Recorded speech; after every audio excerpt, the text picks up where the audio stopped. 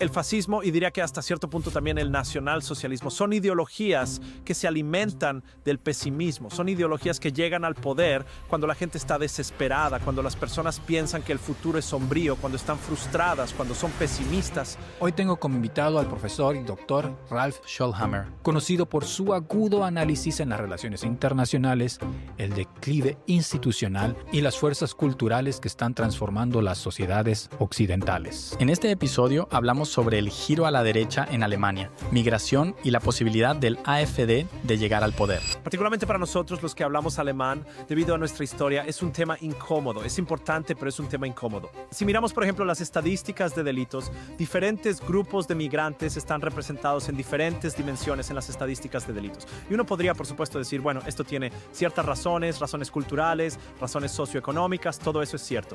Pero sigue sucediendo. O sea, una proporción creciente del electorado está votando por partidos de derecha, populistas, extrema derecha, ultraderecha. Son de extrema derecha, estoy feliz de estar de acuerdo con eso.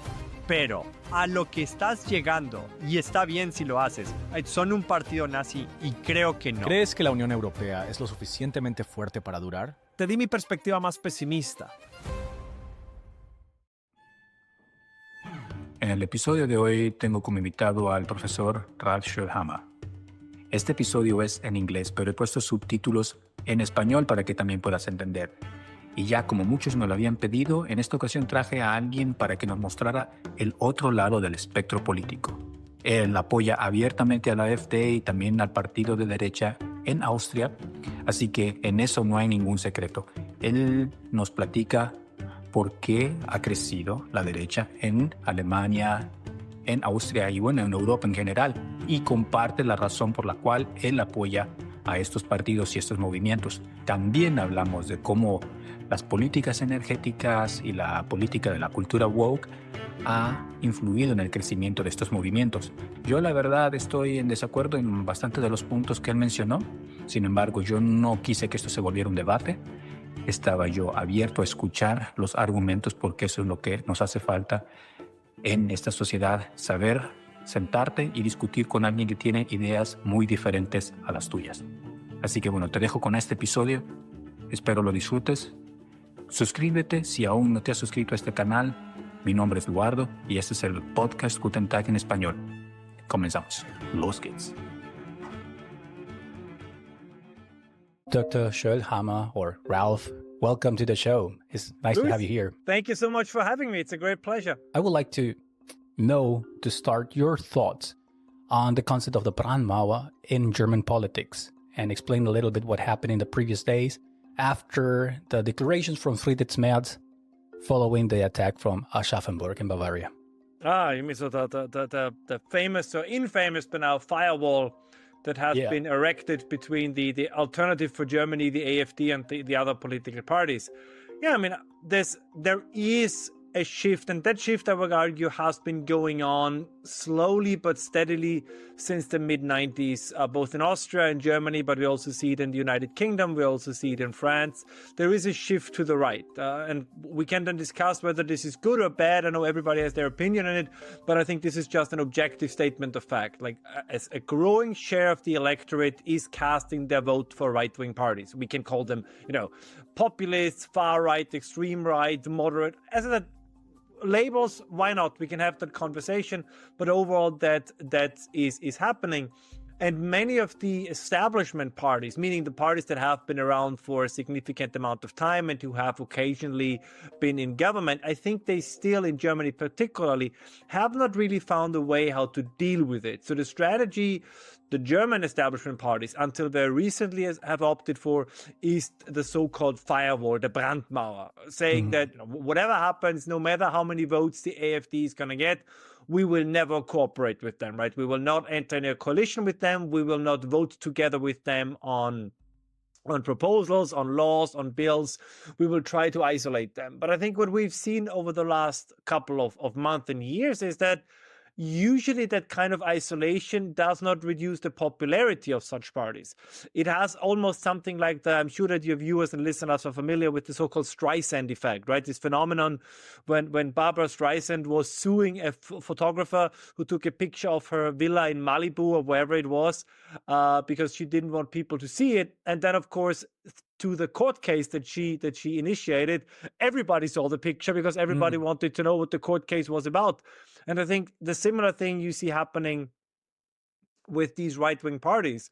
If everybody says, don't vote for these parties are very dangerous, don't go near those parties, more and more people will say, oh, that sounds interesting, I have to take a closer look. What's going on with those parties? And another factor, something maybe we can also talk in greater detail as the podcast progresses, is that particularly younger voters, which is a completely natural phenomenon, right? The younger generation wants to be part of the counterculture. They want to go against the mainstream. They want to do not what their parents are saying. They want to do the opposite. So, and we have the numbers for this, right? That very significantly, the vote share of younger voters is growing for these right-wing parties. I mean, it's a cultural phenomenon, but I think it's also a phenomenon of the daily lived experiences of many of those young Germans or young Austrians who are slowly but surely getting more attracted to the neo-nationalist or neo-patriotic proposals that these parties are making. As I said, whether this is good or bad is a separate conversation that I'm happy to have. But I think this is just what's currently going on. And as you mentioned, it is undeniable that since 2015, although I would argue it started a little bit sooner, I would say it goes back to the early 2000s already, the Central European and Western European countries in particularly have not been very good in handling the phenomenon of mass migration. Again, we can have a separate conversation about why this is the case, but I think it's a statement of fact that whether it's welfare systems, whether it's the health system, whether it's the school system, right? If you read regional news or even national news, it's a constant barrage of things that are going wrong, and they are going wrong. I mean, as I said before, I want to be very careful. I have my political opinions, but let's establish first a little bit what we are talking about. And very often the argument is that these parties like the AfD or the Freedom Party in Austria, they're capitalizing on these problems. That is correct, but on the other hand, they did not create those problems. So this is a little bit the idea that, oh my God, if only, it's the same with Trump in the United States, if only the Trumps, the AfDs, the FPÖs of the world would not talk about these problems, then we wouldn't have them. That's not how this works, right? The reason why these parties are ascending in voter popularity is because many of the things they're talking about are reflected in the lived experience of many people. Like, I give you a quick example from Vienna, but I know it's similarly in many German cities as well. If you send your kid to school, and that's an official number from the public school district in Vienna, and 90% of school children speak Arabic as their first language and barely speak German, that is going to be a problem because your child is not going to get an education. That has nothing to do, again, this is not a racist argument at all. It's just a statement of fact. If you go to school and teachers cannot teach math and science and whatever they are supposed to teach, because they have to make sure that people who don't speak the language of the school, the public language, the official language of the country, that they have to keep up. They have to slow down the actual transmission of knowledge and focus on doing the work of the integrative work, so to speak. And this is something that worries parents. And this is the same experience you have in German cities. And the consequence of this is that they say, okay, which parties are pointing out these problems, which parties are talking about these issues. And if it's only the AfD, if it's only the FPÖ, if it's only the Front National or the Rassemblement National, as they are now called, if it's only Reform UK, well, then at some point they will start to vote for these parties. I don't think it's a great mystery. This happened in big cities. The fact that the majority of the children in schools are speaking Arabic or any other foreign language happens mostly in big cities. Because, for example, what I see here in smaller towns in Germany, they're very German. In Berlin, yes, for example, in the neighborhood where I live, we have a school, which would be our district school, that has that problem. So every parent that wants to care about the education of their children are already 1 or 2 years in advance sending their applications to a school in a different neighborhood where they don't have the problem, because they say there's a lot of problematic kids in that school. and that most of them don't speak German. So it happens exactly what you say. They need to reduce the speed of the education because they need to go at the speed of the other ones who need to catch up first. Is it that, like, in percentage, statistically relevant, or is it more like anecdotal? Well, we just use statistics, right? As I said, if you have a school and the official statistic is 90% don't speak German, we just got the numbers for Vienna as a whole. So in Vienna at the moment, it's about 44% of all school starters don't speak German as a first language. That's a significant number, right? You could say, well, it's less than 50%, but 44% that's a remarkable number, meaning that half of the upcoming generation is at the moment not capable of speaking the main language of the country. I mean, by the way, to be clear, that is not just a problem for Austrian school children. It's also a problem for the kids of immigrants, because it's very hard to integrate and be economically successful in Austria or Germany if you don't speak the language. So that, I would say, is not anecdotal. And the second point, you're correct that this is mainly a phenomenon of the large cities. But you mentioned at the beginning of our conversation Aschaffenburg. Aschaffenburg is a town of 70,000 people. That in Austria, we would call that a larger town, but let's say in the global perspective, this is not what you would call, an urban metropolis. Yeah. And if you have the situation, if you look at what unfolded there, even before the tragic and horrific events that took place in January of this year, what happened was that even before that, the police gave official warning and saying, the park is dangerous, don't be there at night, and be very careful because there's drug dealing going on and all these kind of things. And this is something that makes people uncomfortable. The idea, and you did not say this, but I think this is very often the argument that is made in the political discourse, that the problems that right-wing parties point at do not really exist, and they're kind of made up by the AfD, by the FPÖ. I think it's a strategy, right? You can tell people and say, no, everything these parties tell you, it doesn't really happen.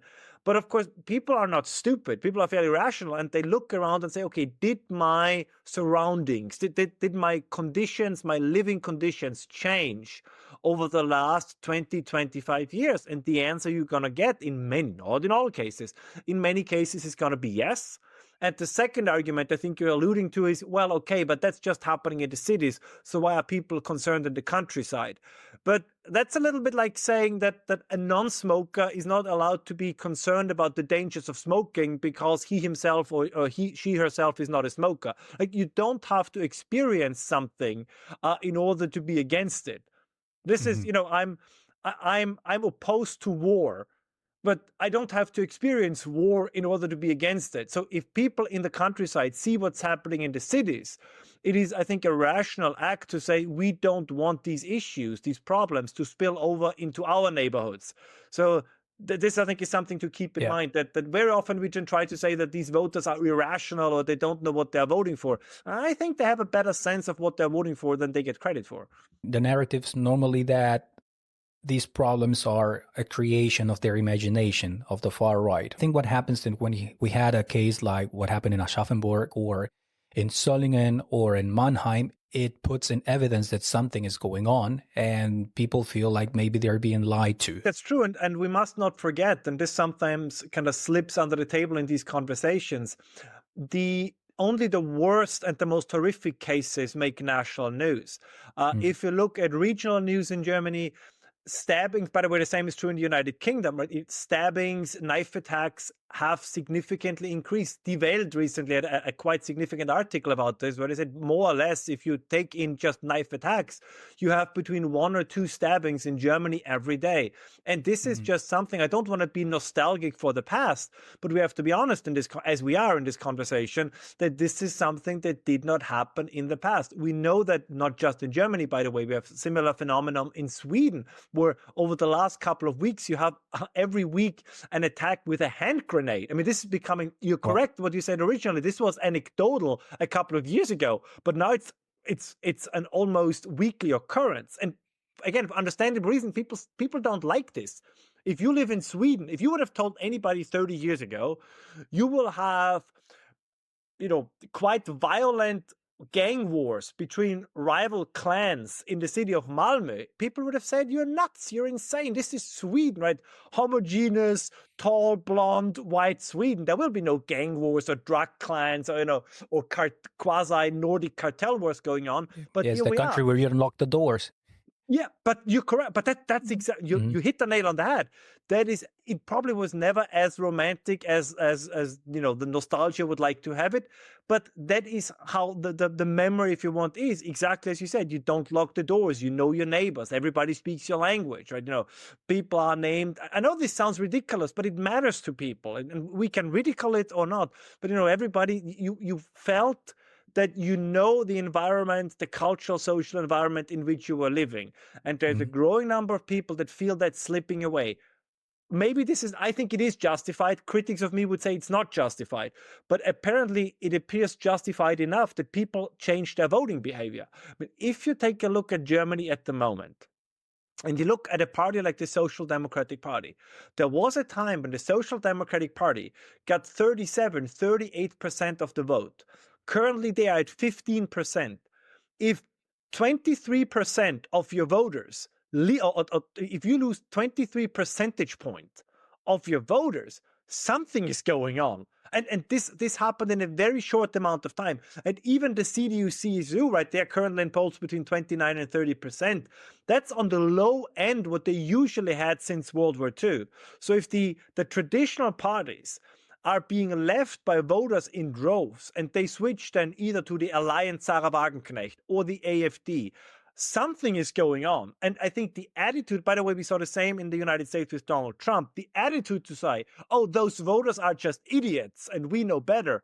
Again, you can say this, but this is not how you win a voter back. Like if somebody votes for the AfD and the reaction is, oh, you must be an idiot. Yeah, good luck to get that voter back to whoever party you want them to vote for. You mentioned that there's these things that are happening in Europe, and there are some parties which are tackling these concerns for the citizens. Why the other parties are not doing that only pushes people to vote for those parties. However, every time that they try to, for example, to implement some common sense migration policy, they get criticized when, for example, parties like the SPD mention something about remigrating people or like deporting the people who don't have the permission to stay in the country. They get over criticism and they say that they are moving to the right. Is that something that and a lot of people say that actually that doesn't work for these kind of parties, that actually just pushes people to the right, because why they should vote for the party that is now newly offering that in their agenda when they have already an alternative that can offer that? Is that true that for parties like center left to implement policies against migration or common sense migration policies just hurt them more than actually helps them? Well, I think you make a fantastic point, and that's a great one to unpack, because the argument now is, okay, in order to keep parties like the AfD small, the parties of the center have to get serious about migration. Okay. Now, as you just eloquently and I think correctly described, if the center parties try to do something about migration, they're immediately labeled as being now far right. So this is the thing. So the argument very often is the parties of the center have to do something about migration, and when they try to do it, they're immediately labeled as being far right. So naturally, people then at some point will say, you know what, I'm going to vote. Then why not vote for the far right parties anyways? And the other issue is, which again I believe is a little bit misrepresented also in the media. If we look at the actual position of these quote unquote far right parties, they are first of all not against. Maybe some of the members are, but usually they're not against all kinds of migration. So, for example, I don't want to get too personal, but Luis, I assume that you are a migrant to Germany.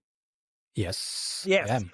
Exactly. And I'm 100% convinced that nobody in the AfD or nobody in the FPÖ or whichever right-wing party says, Luis, that's the guy we need to remigrate. Luis has to go. No, they know precisely whom they're talking about. They talk mainly about non-Western and culturally difficult to integrate people, and of course those who have a criminal record, and they are very open about this. And I think, as you said before, that's a common sense approach. But even that's an approach that many parties on the left are not willing to go along with. For me, as a migrant, it's very important, first of all, to distinguish the difference between just a migrant or a criminal, because sometimes they're migrants that do crimes, and yes, those have to be deported. But the problem is that sometimes in the narrative, parties like the AFD feels like all migrants are the same. So that's, for example, for some people, the risk that you're put in the same pot as the others. And I hear a lot that, like, they say they like the ones who want to work and integrate in this country. The only thing that can you really trust in those parties, because they have people that are like very extreme, like Björn Höcke, for example, and a lot of people who has that kind of rhetoric. Alice Weidel, looks more reasonable, but for me, in my perspective, maybe you can expand on that. Feels like they put the person who looked like more agreeable, more not so extremist. So they put someone who even is a lesbian and that has a partner with a migration background and that lives in Switzerland, and that like put out, like, I would say, a token candidate. I would say, I mean, she is the leading candidate, right? She is at the moment leading the party. So that's a pretty strong position for a potential token candidate, right? I mean, the party agreed she's running the party. Her vice chair, if you want, Timo Kruppala, made the same argument, right? He said that, of course, the AFD is welcoming to what you described before, right? To migrants that work hard, that want to be part of German society, that want to integrate. That has been the official position. And I also understand your worry that you described before about, kind of the visual issue. Now, the question I would ask you is then, of course, but would that situation improve if migration continues at the levels it currently does? So this is the thing. People are more and more sensitized, and you're correct. And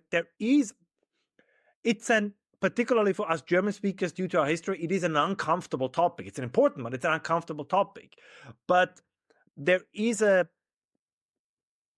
if we look, for example, at crime statistics, right? Different groups of migrants are represented in different dimensions in crime statistics. And as you said before, right, there are people from Southeast Asia, people from Latin America are simply less present in those statistics than people from the Middle East, from North Africa, from Afghanistan, from parts of Central Asia. Again, these are just the numbers. And one could, of course, say, well, these have certain reasons, cultural reasons, socioeconomic reasons. All of that is true, but it's still happening. So any crime has a reason, so to speak. But that does not negate that the crime happened. So, when you have, let's say, incidents like what happened in 2015, I don't know if you remember, the New Year's Eve in Cologne, right, with the kind of the mass happenings of sexual assault. And I'm sure there were reasons, right, and the upbringing, it was mostly young men at a certain age, high levels of testosterone. All of that is true.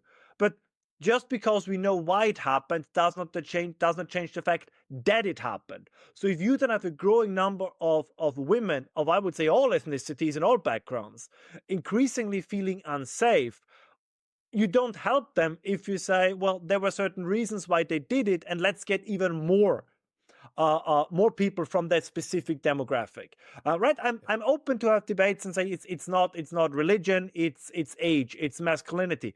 I'm open for all these conversations, but it is still happening.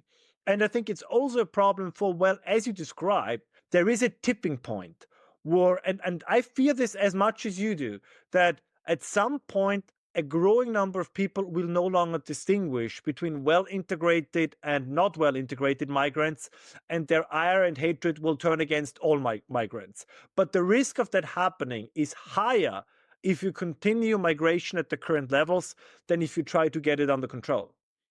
Antes de continuar con el episodio, quiero contarte algo que te puede servir si estás buscando desarrollarte profesionalmente, empezar algún proyecto o generar un poco de dinero extra sin dejar tu trabajo normal. He lanzado Empieza Solo. Es un newsletter que lo hice a través de Substack, donde comparto muchas de las experiencias que he tenido en estos últimos 15 años de desarrollo profesional, solopreneurship y cómo ganarte un dinero extra.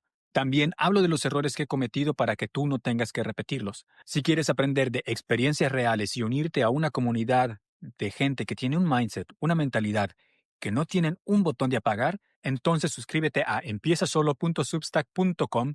Es totalmente gratis y te prometo que en cada correo habrá algo útil. Ahora sí, continuamos con el episodio.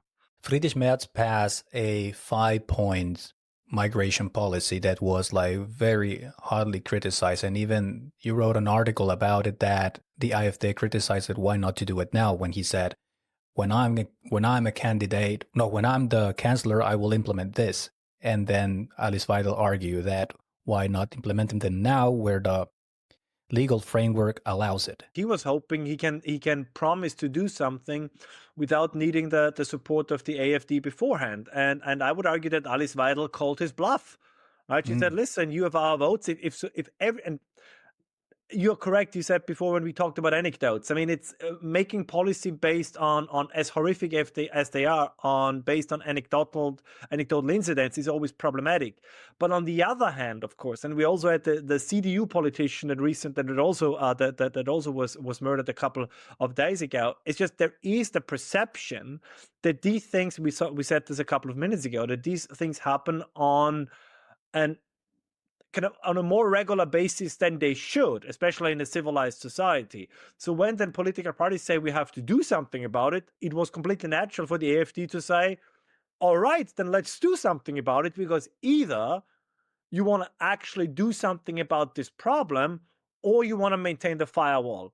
It's like it's your call, basically. And I think strategically that was it was the logical move, but it was also a smart move. Now, everything that was decided in the first week and the last week of January and the first week of February still has to go through the Bundesrat, which is the basically the second chamber, and there neither is that the CDU, CSU, and the AfD have no majority. So I think many of these laws that on the 5 points that Merz has announced will never make it into law under the current conditions. But the question is after the elections in February. So I don't know when you will air our conversation. So the elections are on February 23rd.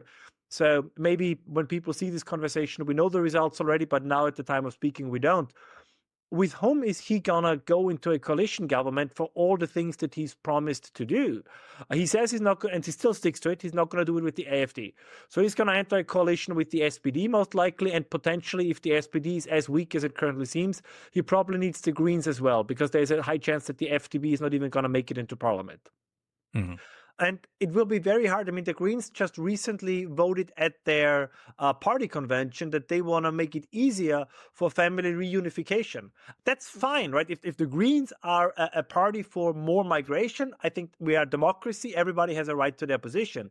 But you cannot split the baby, right? So Merz cannot say, "Oh, we're gonna have the harshest and strictest migration policies this country has ever seen," and then he says, "Oh, by the way, we could also enter into a coalition government with the very party that has the exact opposite position on this very issue, which seems to be very, very important for most of the German people." There's also a lot of the people that support the AfD. They claim that the AfD is not a far-right party or extreme-right party. Well, if you listen to what Alice Weidel said in her conversation with Elon Musk, who she recently also gave a pretty long interview to Bloomberg and other English-speaking outlets, she calls the party a conservative libertarian party. Now, as you said before, maybe this is just a token argument because in truth there's something else. And there is, no doubt about this, that there is a very strong hard right, far right element. You mentioned Björn Höcke, for example. So that's very hard to deny. On the other hand, if you look at their party pamphlets, if you look at their party program, if you cross out the name AfD and just look at their major points, I would say they sound more or less like conservative parties of the 1980s and the 1990s. I don't see a significant difference there. And the likelihood of them, I think, is also something that's important. Given the constellation of the German parliamentary system, they will never govern on their own. So they will always have a coalition partner, right? So you can, even if one would say they're a far-right party, even if they would be in government, there is another party and there's parliament that can soften that if you want. Mm-hmm. The question is, and this is something the German voters have to decide, what do they believe are the fundamental challenges the German nation or the state of Germany is facing in the next 5, 10, 15 years, and which party has the most appropriate and required answers. And again, I'm not going to lie to your audience. I'm not going to lie to you, Luis, because that would be dishonest. I think that the AfD is a viable option. I tend to agree with Elon Musk's statement that they are the last hope for Germany. I would like to see them in government. It's not going to happen, but I would like to see them in government either after this election and then, which is more likely, after the next election in 4 years, because on many points, whether it's energy policy, whether it's migration policy, whether it's their economic policies, I'm not a fan of their Russia policy, although we would have to talk generally about the relationship between Germany and Russia. That's historically more complicated, I think, than very often is appreciated. But I do think that they have many answers, and I don't think they are they far right? I'm happy to agree with that. But what you're getting at, and I'm fine if you do, are they a Nazi party? And that I think they're not, right? Are they a fascist party? I don't think they are. You cannot be simultaneously a party that says we need to cut back the state and also be totalitarian, because the main essence of totalitarianism is you want more state, you want more government, you want more bureaucracy. And that's not what the AfD stands for. If they're a Nazi party or not, or a fascist party or not, there's a lot of problems using these terminologies, because sometimes, or I see it, that why we call people fascist or authoritarian regimes fascists, because of the fascist party of Mussolini. So it was in their name. So I would assume that, okay, who's a Nazi? Well, just a Nazi. Just a Nazi is a Nazi. I agree. What I would use, because then we use this kind of terms as, let's say, tokens to classify people or disqualify ideas. Same thing with socialism or communism. Oh, you're a communist. And by using that term, you associate everything with Stalin, and everything that could be a Marxist idea is like, you're a communist. Like, for example, Sarah Wagenknecht. You're a communist, but at the same time, she's a Nazi, so she's both. So, listen, I would even agree. Are there Nazi sympathizers within the AfD? Yes. I mean, so I would not deny that. Just as I would not deny that there are communist sympathizers within the alliance, Sarah Wagenknecht. But the question is, are those sympathizers at the center of the party, or are they at the fringe? Like, is that the dominant ideology of the party? Because this is where, and you're absolutely correct in what you said, and this is where we have to be careful. Every party has a lunatic fringe. Some parties have it more, other parties have it less. But the question is that lunatic fringe dominating the party, or is it contained, if you want, by the party? And again, if the AfD turns into a full-blown Nazi party, I'm the first one to point this out. But under the current leadership of Alice Weidel, it is not, right? Whatever Alice Weidel is, she's not the second coming of Hitler. She doesn't have to, it's just, she's not a Hitler-esque figure. That can change. And as I said, that absolutely can change. And the other part is that I think you also correctly pointed out is that we are even gotten so lazy, because the National Socialists never really called themselves fascists, because as you correctly pointed out, fascism was the Italian phenomenon and National Socialism was the German phenomenon. Now, were there some similarities? Yes. But would a National Socialist call himself a fascist? Well, historically, I would say no, because they considered themselves to be something, as I said, there are similarities, there are overlaps, but all in all, they considered themselves to be something different. And it is intellectually lazy to kind of take the terrifying and horrible uniqueness of these movements and just kind of label everybody whom I don't like with this. The idea, as you also said before, and I fully agree with as well, the idea of both fascism, communism, National Socialism was to create, quote unquote, a new man. And what I mean by this is to say that the state is a totalitarian machine that can take the individuals of a country and remold them into something that they weren't before. And this is why they argued and justified the tremendous power that the government and the state was supposed to have, because they argued that this is such an incredibly difficult task that you need total control over the lives of the people. That is not part, I'm sorry, for all the horrible things within the party, that is not part of the FPÖ or AfD or Donald Trump's program. If you look just if we just jump across the Atlantic for a second, Elon Musk and Donald Trump are kind of excessively trying to cut back the US government. They try to cut back the state. They try to reduce bureaucracy. I'm sorry, you cannot be totalitarian with a shrinking bureaucracy. It's just, as you correctly said before, this is the exact opposite of what totalitarianism is. Now, we can have a conversation whether we think, Trump is good and Musk is good, or Weidel is good, or Weidel is bad. And maybe they are bad, but they are not Nazis. It's intellectually lazy to just say, oh, this is a Nazi party. No, as you correctly said, a Nazi is a Nazi. Trump is Trump, Musk is Musk, and Weidel is Weidel. And we should not try to conflate all these things.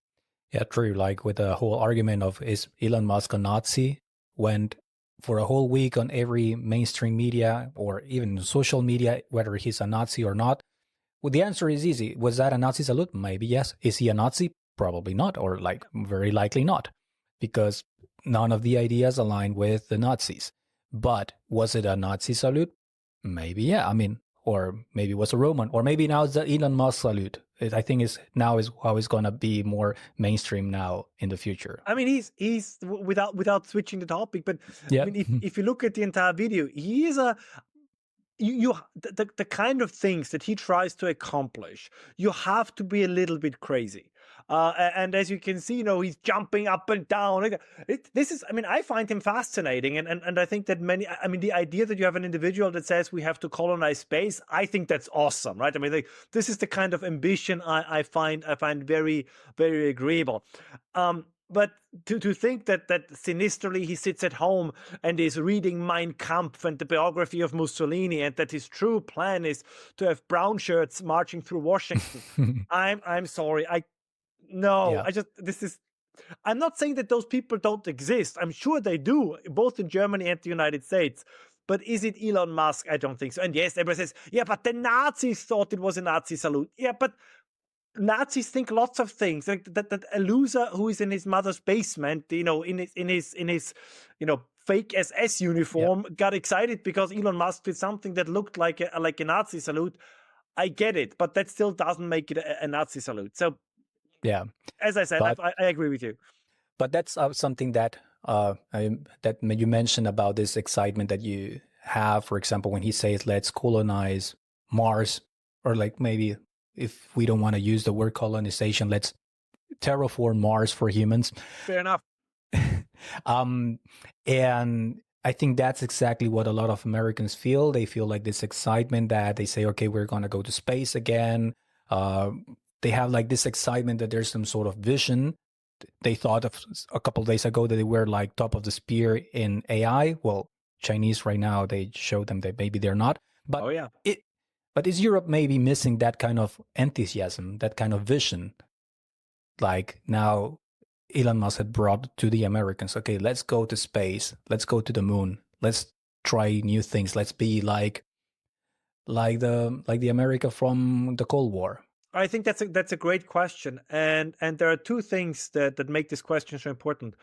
One is the very reason why a fascist America at the moment is unlikely is because of the sentiment that you described. Fascism, and I would say to a certain extent also National Socialism, are ideologies that feed on pessimism. Right? They're ideologies that come to power when people are despairing, when people think the future is bleak, when they are frustrated, when they are pessimistic. If you look at the United States at the moment, you described it perfectly. There is a newfound enthusiasm. There is optimism about the future. You don't fall for a Hitler or Mussolini if you think that tomorrow is going to be better than today, right? Because what these movements have capitalized on were grievances, were pessimism, was the idea, that history has betrayed us and we have been stabbed in the back and there's a conspiracy of the Jews against us. So all these negative things, like all this pessimism, that we are in chains. And so this is what these ideologies have fed on and are still feeding on, I would argue, today. That's not the case in the United States. Now, looking at Europe, now let me be very clear. Do I think that on the horizon there is the chance, the risk of new fascism and new National Socialism? I would say yes, absolutely. But it's not going to be the AfD. It's not going to be the FPÖ. It's going to be what comes after them. It's because at the moment, a significant part of the electorate believes that there is an alternative within the democratic system. That's what the people who vote for the AfD don't want a dictatorship. They don't want Alice Weidel to become the Führer. Now, let's assume, hypothetically, that the AfD never gets into government and that nothing changes. At some point, people will say, if I cannot change policies within the existing system, it's not the parties, it's the system itself that is at fault. And this is exactly what happened in the 1930s, right? That the point was not, the National Socialists did not say, hey, we are just one of many parties and we want to, we want to be in parliament and debate and make laws with you guys. By the way, the communists at the time as well, they openly said they want to abandon parliamentary democracy. They want to abandon democracy. So they never were shy about their goals. And the point why people, then of course you had the Great Depression. So there were all these additional factors that fed into this sense of pessimism. And they said, we are the ones we can rebuild, re-erect Germany because the world is a cruel place and everybody is against us. And I think that sentiment is growing. So let me be very clear. I think that risk does exist, but I think you increase the risk if you don't allow the moderate far right to participate in governing. At some point, let me rephrase this. If you don't allow the far right that is within the constitutional framework and is willing to operate within the constitutional framework, which AfD is, you will get the ex-constitutional, the outside of the constitutional framework political parties that openly will run on a program saying, let's abandon democracy, let's abandon the parliamentary system, just like Mussolini did in Italy, just like Hitler did in Germany. We are not there yet, but could we get to this point? Yes, absolutely. That risk is an absolutely real risk. You're absolutely correct in your assessment. As a political scientist, do you still believe in the terms left and right? Is that an accurate description of the political landscape nowadays? Yes. What is your? I think it's still helpful. It's not a perfect description. I know some people say, oh, we have to left and right is no longer valid. No. There's still we have still a fairly good sense of what it means to be right wing and what it means to be left wing. It's not appropriate in all areas, right? It's not a one size fits all approach, but I think as a general kind of, as a first assessment of where party stands, or are they more open free market, or are they more for central planning?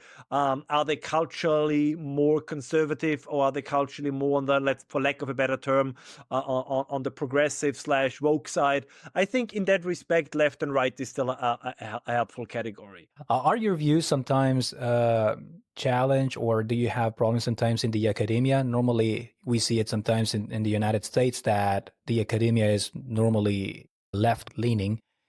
Do you receive a lot of criticism in the academia? Occasionally, but I tend to be high in my spirits. I make no secret out of my positions. And whoever agrees with me agrees, whoever disagrees, and usually the more personal the disagreement gets, the weaker the arguments of the other side are. So if you cannot argue your case without name calling or insults or the usual accusations of fascism, racism, Nazism, and all these kind of things, but I try to tune it out. So to give you one example, on social media, I don't attack people on social media. And if people attack me, I use my favorite function, which is the mute button. So I've never blocked anybody. I find muting much more entertaining because it's, the person doesn't even know that you no longer see what they're saying. So they can yell onto Twitter and they can yell onto all these platforms. I have no idea what's going on. And that's also good, I would say, for me, psychologically. You don't have to, and this is, I think, the mistake that both on the right and on the left many people make. You don't have to engage with everyone who attacks you.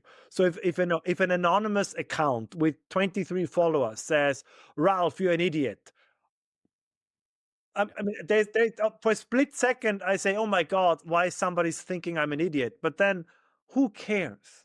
There are many people out there who think I'm an idiot, and there are many people out there who I think are idiots, but I don't rub it into their faces, and if they feel that the irresistible urge to rub it into my face, so be it. But I can live with it, right? I try to once a week. I make a social media free day. Very good. And, I go for a walk. I take a cold shower, and usually that helps. And besides, for someone who's in the extreme left, for a far left, anything to the center is on the right. That is my experience as well. That I have to agree with that. I mean, let me be completely frank with you. Of course it is. I've been right of center for the better part of the last 20, 25 years. So do I get a certain pleasure out of the fact that it appears as if my side is on the brink of winning? Yeah, of course. But I will know for 25 years I've been on the losing side, and now it changes. And 25 years from now, when the right overreaches, as you said, when we are at the position where we say that everything to the left of the far right is described as far left, the pendulum will swing to the other side. And I gave you my most pessimistic outlook, but I do have strong trust into our democratic institutions and that they hold. We are. This scaremongering of our democracy is on the brink of being lost. I think it's irresponsible. Our institutions are much more resilient. Also, the European Union, it's much more resilient than we tend to believe. So, and again, particularly, I'm Austrian. You're Latin American, right? I think we have to tell our German friends and German compatriots that cheer up a little bit. I know the German sentiment is that the end is always nigh, and the world is going to end tomorrow. It's not. And if we return to reasonable policies in some of these sectors, common sense policies in economics, in migration, and in energy, I think there is the potential for a fairly bright future. Ralph Schoellhammer, thanks for sharing your points. It's been a pleasant conversation. We have discussed very different points of views. A lot of the points of views I have discussed with you and talked with you are with a different angle than I normally do. I am very happy to hear the other side. And I hope that this conversation helps the people to figure out what is on the other side and also to find the truth at the end of the tunnel. I love it. Thank you so much for having me, Luis.